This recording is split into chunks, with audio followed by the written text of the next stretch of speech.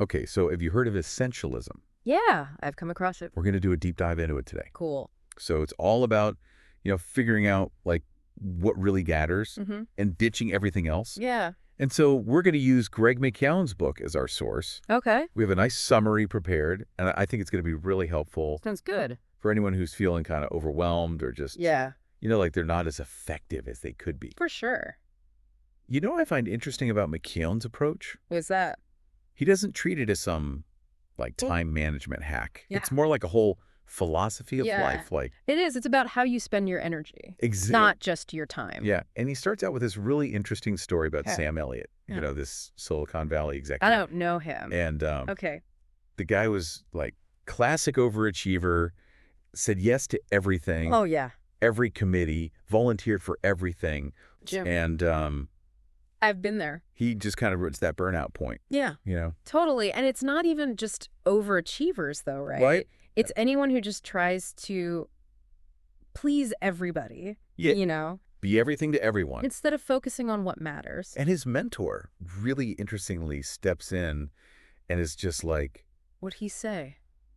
dude, you need to learn to say no. Wow. And that was like the turning point in his whole Trajectory. yeah. Yeah, and I think that's where that essentialist mindset comes in. Right. It's not just Yeah. about adding more, and I feel like we have this weird thing where we think multitasking is like a superpower. It's not.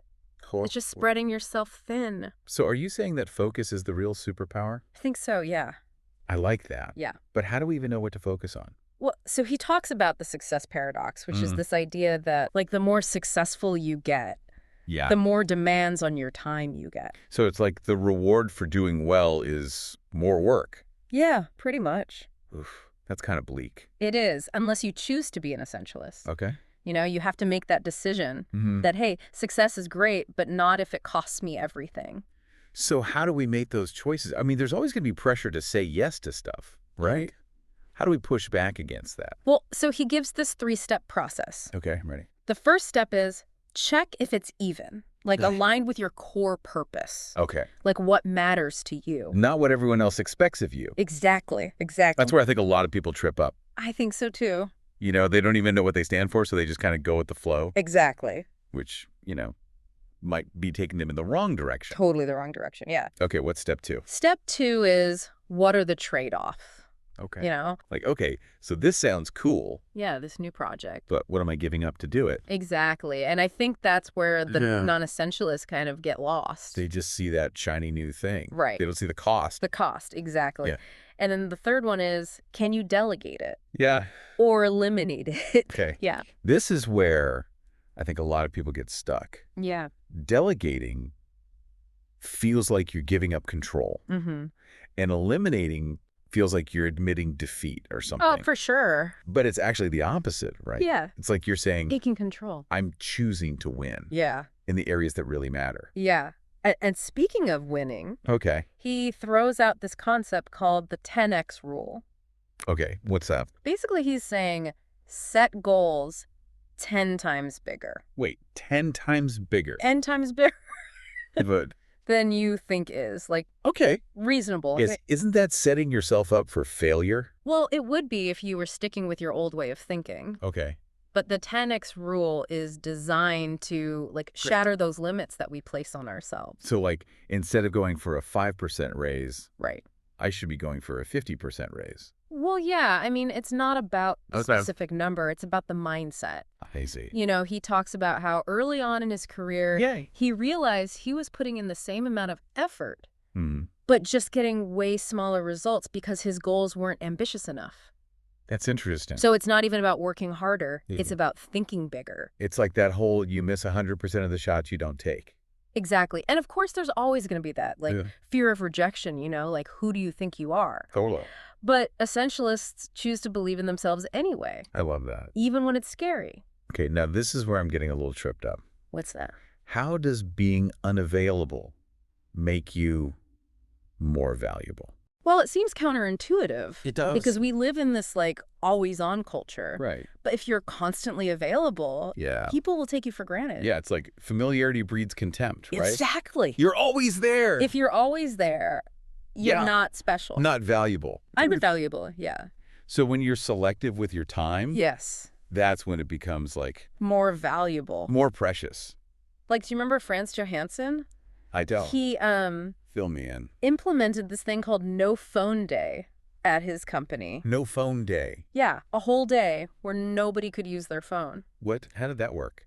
It forced people to talk to each other, Okay. to brainstorm Interesting. without distractions. So sometimes disconnecting leads to better connection. Right. I like that. And another example is Bill Gates. Okay. He does this thing called Think Week. Think week. Okay. Yeah, he goes off the grid for a week Wow. just to read and think. That's amazing. Yeah. But, like, most people can't do a think week, right? No, not a whole week. Like, what are some smaller scale ways that we can, like... Well, he talks about this idea of tapping into your inner journalist and your inner child. Okay, those sound like completely different things. They are, but they work together. Explain. So the inner journalist is about, like, Okay. seeing the bigger picture, filtering out the noise, Yeah. and getting to the heart of the matter. Okay. So, being selective with your information. Less mindless scrolling. Less mindless scrolling. More intentional, like Yeah. learning. Yeah. Okay, I like that. And what about the inner child?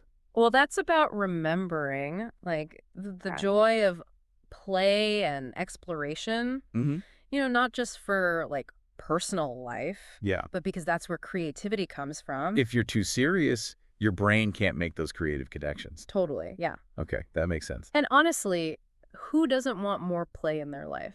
Well, speaking of things we often neglect, What's that? sleep. Yes. I know I'm definitely guilty of burning the midnight oil. Oh, yeah. McKeown's big on sleep. Yithy? Yeah, he calls it non-negotiable.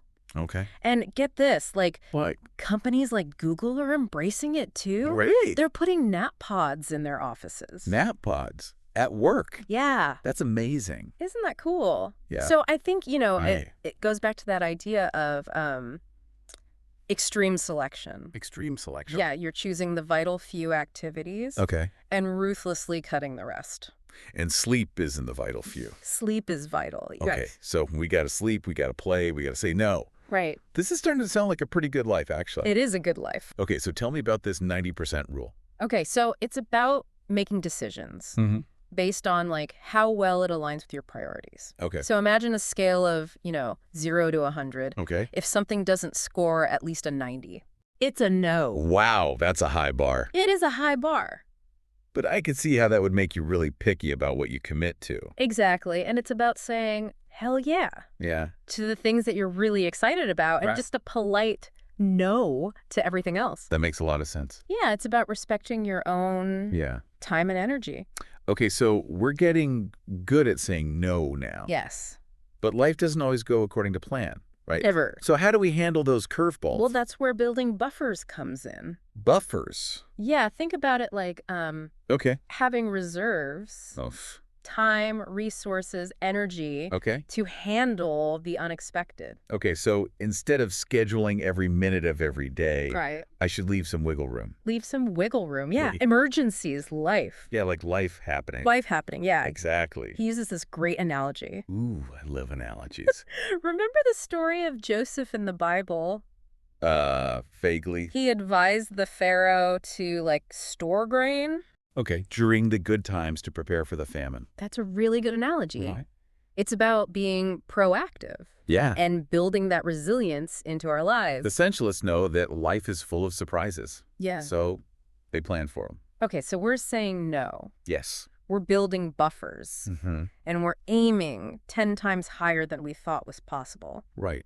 How do we even begin to make progress on these goals? Well, he's big on celebrating small wins. Okay. You know, Huh. he compares it to, like, running a marathon. Yeah. You don't focus on the whole 26.2 miles Right. at once. You got to break it down Yeah, break it down. into manageable chunks. Each mile is a victory. Yeah, and celebrate along the way. Exactly. And that's where the concept of flow comes in. Okay. It's that state of, like, Okay. complete absorption Mhm. when you're doing something you love. Yeah, that's when time flies by. That's it. You're just, like, in the zone. Totally in the zone, yeah. And essentialists are good at creating the conditions for flow, Okay. you know? How do they do that? Well, setting clear goals, Okay. eliminating distractions, Sure. designing your environment I see. Okay. for focus. Yeah. And that leads to another key aspect, What's that? systems. Ooh, systems. Think of it like having a well-organized kitchen. Okay. Everything has its place. Oh. So the chef can focus on, Okay. cooking, Yeah. not finding the ingredients. So it's about streamlining, creating routines that make it easy to make decisions. easy to make decisions. Yeah. And he suggests, using project management software, Okay. email filters, Okay. just a solid morning routine. So Yeah. you start your day with intention. I like that. Yeah. Okay. So last question for this section of the deep dive. What's that? Doesn't essentialism make you lose sight of the present moment? Oh, actually, it's the opposite.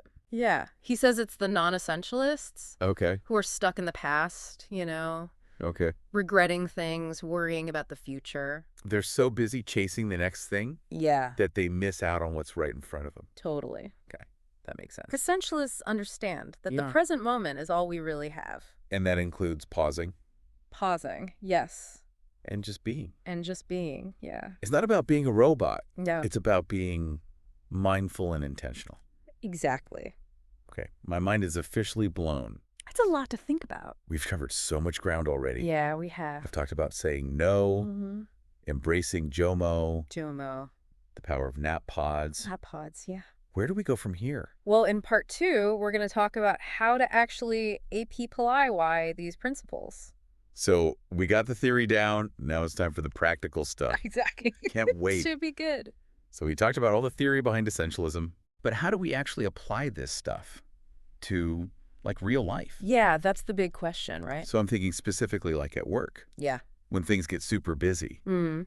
How do we actually implement these ideas? Well, McKeown talks a lot about the workplace. Yeah. It's all about figuring out which tasks actually, Oh. move the needle. Okay, so that 80-20 rule. Exactly, the 80-20. 20% of the effort gets you 80% of the results. Yeah, but how do you even figure out what that 20% is Right. when you've got a million things on your plate? That's what I want to know. Well, it starts with having a clear understanding of Oh, I see. the big picture. Okay. What's the overall mission? Well, Your team, your department, okay. the whole company, right? Yeah. Once you understand that, Yeah, then you can start to see which tasks actually contribute to that. makes sense. But, okay, let's be real. Yeah. Sometimes you have to do things Right. that don't feel very essential. Yeah. To keep your boss happy or whatever. To keep the peace, yeah. Yeah. So how do you... Well, I think it comes back to that Yeah. boundary setting. Okay. What we here. talked about, McKeown's big on learning to say no, even to your boss. even to your boss. Yeah. Okay, how do you do that? Tactfully, but Okay. firmly. Yeah. Because that can be tough. It's really tough, especially In a work culture where, busyness is a badge of honor. we got it, yeah. Ah, But I guess if you're always putting out fires, right. you never have time for, The important stuff. the strategic stuff. Yeah, the strategic, proactive stuff. Okay, that makes a lot of sense. Yeah, and it's not just work, though, right? Right, what about our personal lives? Our personal lives, yeah. It's easy to, Waste time on social media, Netflix, all of that. How do we be more intentional about that? Well, he's not saying you have to give up all those things. Okay. It's more about, Choosing activities that actually bring you joy. okay, so there is room for Netflix.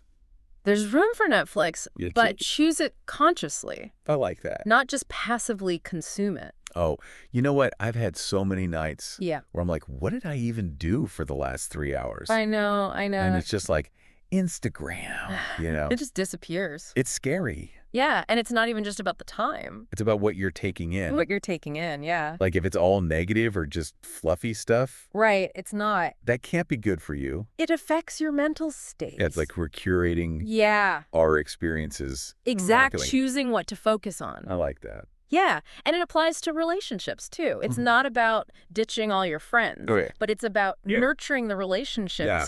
that actually matter. Quality over quantity. Quality over quantity, exactly. It's better to have, A few close friends a small group of people who you really connect with who you really connect with. Yeah. than 100 acquaintances Yeah. that you barely know. Exactly. And it's not even just the number, it's the Yeah. quality of the interactions. Are you actually present Mhm. when you're with them? Yeah. Are you listening? Are you listening? Are you engaged? Yeah, having those meaningful conversations. This is all about being intentional. It is. It's not enough to just be in the same room Right. with someone. You got to be present. You got to be mentally, emotionally present. Yeah. And all of this ties into self-care too. Okay. You know, Like getting enough sleep, eating healthy, all the basic all that stuff that we know we should be doing. that we know we should be doing, but But we don't. we don't always do it. Yeah, because we're too busy doing all the non-essential things. Right, exactly. Okay, this makes sense. Yeah, it's about treating yourself with kindness, Okay. recognizing that you can't Mm, pour from an empty cup. you can't give what you don't have. You can't give what you don't have. Yeah. And so I think a question a lot of people have is, What's that? what about the guilt? The guilt. Yeah. Like when you say no, or when you prioritize your own needs, Right. Especially for people who are used to like putting everyone else first, putting everyone else first. Yeah. it can feel kind of selfish, right? It can. To like focus on yourself. He says it's actually the opposite. Okay. It's recognizing that you have limited Time and energy. time and energy. Yeah. So you need to be strategic with it. It's like if you're constantly giving away pieces of yourself, Yeah. eventually there's nothing left. And then you're no good to anyone. No good to anyone. Yeah. Okay. So it's an act of self-preservation. So you can be better for the people. Exactly. It all comes down to a mindset shift, I think you're right. you know? Instead of feeling like there's not enough time, we Yeah. need to like Create a mindset of abundance. Abundance? Yeah. like there is enough time if you're just willing to let go of all that other stuff. of the non-essential. Okay, I love that. Yeah. And it reminds me of that 10X rule. Right? It's about believing Yeah. in yourself and your ability, Even when it's scary. even when it's scary. Yeah. Okay. And speaking of scary, What? fear of failure. Oh, yeah. That's a big one. Huge. You know, Keeps people stuck. keeps people stuck in their comfort zone. They don't go for those big goals. Right. But his approach to fear is really interesting. What does he say? He says, reframe failure as a learning opportunity. Okay, so instead of it being like, The end of the world. yeah, it's just A stepping stone. part of the journey. Yeah, part of the journey. Embrace a growth mindset. I like that. Yeah, challenges are just opportunities for growth. Okay, so we talked about all this mindset stuff. Right. How do we actually put this into action? Well, he's big on clarity. First step is getting really clear. Go on. Your core values, your goals, Okay. what truly matters to you. So, like, what do I want to achieve in my life? That kind of thing. Yeah. What kind of legacy do you want to leave behind? Ooh, those are big questions. They are big questions, but If you don't know the answer, when you don't know the answer, you're going to get sidetracked. you're going to get sidetracked by other people's agendas. Yeah. Okay. So once you have that solid understanding, yeah. then you can start making choices Yeah. that align. It's like having that compass. Yeah, a compass, exactly. To keep you on track. Yeah, and that leads to another important step. What's that? Create a personal mission statement. A mission statement. Okay. Yeah, So, like, a concise, inspiring declaration. exactly. Yeah. That captures your purpose, Okay. guides your actions. So you can always come back to that. Come back to it when you're feeling Lost. lost or overwhelmed. Okay. I'm digging this. Yeah. So we have our mission statement. We're clear on our values. Now what? Well, he's a big fan of routines Okay. and systems. We talked about systems. We talked about systems, but But how do they, like, how did they work? in this context? Yeah, so establishing routines for things like Right. exercise, sleep, focused work. So it's like taking the guesswork out of it Exactly, you just do it. because it's part of your routine. It's part of your routine, yeah. I can get behind that. Yeah, and also systems for Right. handling those recurring tasks. Oh, Email, paying bills, okay. meal planning, All that stuff that can just like, take over your life. yeah, take over your life. If you don't have a good system, So you're like automating it, streamlining it. streamlining it, yeah. So you can free up your mental energy. Free up your mental energy for the important stuff. Okay, that makes sense. Yeah. And what about technology? Yeah, so technology can be a huge distraction, It can be. but it can also be a powerful tool Okay. for productivity. I'm listening. So he suggests using it for things like Well- automating those routine tasks, Okay. blocking distracting websites. Oh, that's a good one. Yeah. I need to do that. Scheduling focused work sessions. Okay. Tracking your progress. So you're not letting technology control you. Right. You're using it to Really- like You're in control. help you You're in control. Yeah. stay focused. Exactly. And all of this ties into Okay. creating an environment Yeah. that supports your essentialist journey. So not just digital environment, but like Physical environment, yeah. if your desk is a mess, Right, if your workspace is cluttered. it's going to be hard to think. Exactly. So he talks about decluttering, Oh, both physical and digital, makes sense. you know? I think, like physical clutter Yeah, is a sign of mental clutter. it is. It is. So if you can clear out the physical stuff, it creates space. then the mental stuff will follow. Mental clarity. Yeah.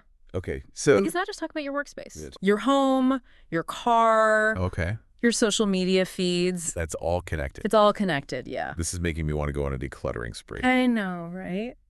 Okay, what about the whole community aspect? Yeah, so he emphasizes... Do you do this alone, or do you need, like... Well, he says it's important to surround yourself Okay. with people who support your journey. Okay, so find your tribe. Find your tribe, yeah. Whether it is... Join a community? Yeah, a community, workshops. Find mentors? Find mentors, yeah. It's like anything. It's like anything, yeah. It's easier If you have support. if you have support Yeah. and people who get it. People who get it, yeah. Okay, and what about essentialist leadership? Oh, yeah, that's an interesting concept. How does that work? So essentialist leaders are really clear Okay. about the organization's purpose Well, and values, yeah. and they communicate those To their team. to their team, yeah. So it's not just about leading by example. But it's about creating a culture Yeah, culture of essentialism. of essentialism within the organization. Okay. And they empower their team members Okay. to make decisions, I- take that- ownership Instead of micromanaging. instead of micromanaging, yeah. So people can focus on what they do best. What they do best, yeah. That makes a lot of sense. Yeah, and they understand that Wow. a happy workforce Okay. is a more productive workforce Okay. and a more innovative workforce. So essentialism is good for individuals. It is. It's good for teams. Mm-hmm. It's good for leaders. Yeah. It's good for parenting, too. It's good for parenting, yeah. How so? Well, he encourages parents to Right. create a home environment Oh, that Because reflects essentialist values. those essentialist values, yeah. So like setting clear expectations. Setting clear expectations, routines, Modeling those behaviors for your kids. modeling those behaviors, yeah. So you're teaching them from a young age Right? about like prioritizing, You're saying no. saying no, Yeah. setting boundaries. Setting boundaries, yeah. Those are good life skills. They are essential life skills. Okay, so as we're wrapping up this section, Yeah. on the practical application, Mm-hmm. I'm feeling inspired, Good. but also a little overwhelmed. It's a lot. It is a lot. But the beauty is it's not one size fits all. You can adapt it to your own Does it adapt it to your own life? Yeah. circumstances. Circumstances, priorities. It's not about being perfect. It's about progress, not perfection. I love that. Yeah. It's about finding what works for you. What works for you, yeah. To create a life that feels Authentic and fulfilling. and fulfilling. Yeah. I like that. What can our listeners look forward to in part 3? Well, in part 3, we're going to talk about Okay. long-term benefits. Okay, so we talked about the how. Now it's the why. Now it's the why. Yeah. Can't wait. It'll be good. All right, so we've learned how to figure out our real priorities. Yeah. And how to say no without feeling guilty. It's powerful stuff. And even setting those big, scary 10x goals. Aim high. But why go through all this effort? Yeah, what's the payoff, right? What's in it for us at the end of the day? Well, McKeown says essentialism can lead to a more fulfilling life. Okay. That sounds pretty good. Yeah, it's not just about, like, getting more stuff done, It's about feeling better, feeling better, feeling more aligned, more at peace. more joyful even. Yeah, he talks about how essentialism brings greater clarity, more focus, and peace of mind. Yeah, It's like you're finally in control of your own life. of your own life. Yeah, You're making choices that actually matter to you, exactly. not just going through the motions. Right, you're not just reacting to whatever comes up. Yeah. You're being intentional. I like that. And imagine this, right? Okay. You wake up every day feeling energized Okay. because you're not wasting your time on things that don't matter. Okay. I can get behind that. It's like you're stepping off that hamster wheel of busyness. Yeah, no more busy for the sake of busy. And here's the cool thing. Yeah. When you focus on those essential things, it creates this positive feedback loop. Okay, explain that. So the more aligned your actions are with your values, Yeah. the stronger your sense of purpose becomes, Okay. and then the more motivated you feel. So it just builds on It itself. builds on itself, yeah. Okay, I can see that. But of course, there's always that That nagging thought. what if I'm missing out? The FOMO, yeah. That's a tough one. It is tough because it feels like Everyone's doing all these things. everyone's doing all the things. And You're just like sitting here saying no to everything. that's where JOMO comes in. Oh, yeah. The joy of missing out. A joy of missing out, yeah. Tell me more. So it's recognizing that Right. saying no to one thing Yeah. is actually opening up space for something even better. That's not a sacrifice. It's not a sacrifice. It's a choice. A choice to prioritize. When prioritize what matters. What matters most to you. To you, exactly. I like that. And when you start making those choices, Yeah. you realize fulfillment doesn't come from like Doing everything. chasing every shiny object. Yeah. It comes from living in alignment With your values. with your values, yeah. Okay, so it's about getting really clear on those values It all starts there. and letting that guide your decisions. Yeah. This is really resonating with me. Good. But I have to ask, What's that? what about relationships? Relationships, yeah. If you're always saying no to stuff, Yeah. won't people think you're being selfish? Well, actually, he says it can strengthen your relationships. Really? Yeah, when you prioritize your own well-being, Okay. you actually have more energy For other people? for other people. Yeah. So it's like that whole oxygen mask thing, right? Exactly. Put on your own mask first. So you can help others. Yeah. Okay, that makes Yeah. sense. It's not selfish. It's essential It's essential to take care of yourself. to be able to take care of others. Exactly. Okay, I'm sold. Good. So what about our careers? Careers, yeah. Like, isn't ambition kind of the opposite of essentialism? Not necessarily. Really? He says it can actually make you more successful. Okay, I'm listening. When you're clear about your priorities Mm-hmm. and not wasting time, Yeah. you become more focused, more productive. So you're more valuable to the company. More valuable, yeah. We're not working less, You're working smarter smarter. Yeah, focusing your energy on what matters. on the things that actually matter. Okay, that makes a lot of sense. And this applies to leaders, too. Okay, tell me more. Essentialist leaders create a culture of Clarity and focus. clarity and focus, yeah. So they're inspiring their teams They're empowering their team. to do their best work, Yeah. not by micromanaging them, Not by micromanaging. but by giving them that space to focus. Exactly. And they understand that burned out employees, Burned out employees aren't good for anyone. right, they can't be productive. Or innovative. Okay, so essentialism's good for you. Yeah, Good for your relationships, Mhm. good for your career, Yeah. even good for parenting. It is good for parenting. How so? Well, he encourages parents to create a home environment Okay, that reflects those values. so like setting clear expectations. Clear expectations, routines, Yeah. modeling those behaviors. So your kids learn by watching you, Learn by watching you, yeah. and you're not overscheduling them with all these activities Right, give them the space to figure out what they're interested in. to explore Yeah. and learn to prioritize themselves. Okay, so as we wrap up this deep dive into essentialism, Yeah, I'm feeling incredibly inspired, that's great. but also a little overwhelmed. It can be a lot to process, It can. but the beauty is it's not about like achieving some perfect state. It's about the journey. It's a journey, yeah. It's about figuring out what works for you What works for you, yeah. to create a life that feels Authentic. meaningful, Well, joyful. Yeah. I like that. It's about making conscious choices. Prioritizing Prioritizing. what matters most. Exactly.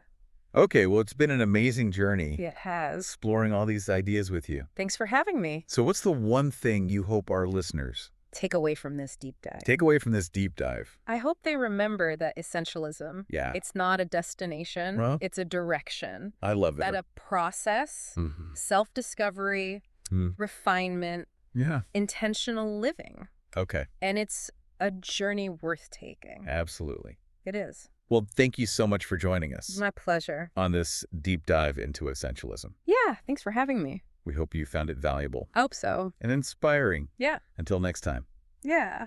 keep seeking Keep learning. and keep living intentionally. Bye.